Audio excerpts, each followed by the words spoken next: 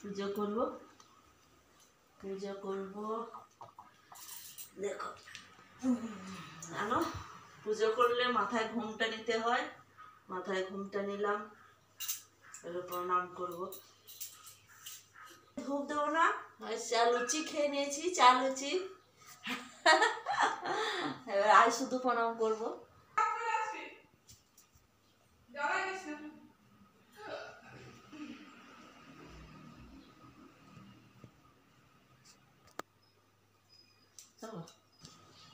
দেখো আমরা মুড়ি খেতে বসে গেছি, ঘুগনি, মুড়ি, পেঁয়াজ, লঙ্কা, তেল।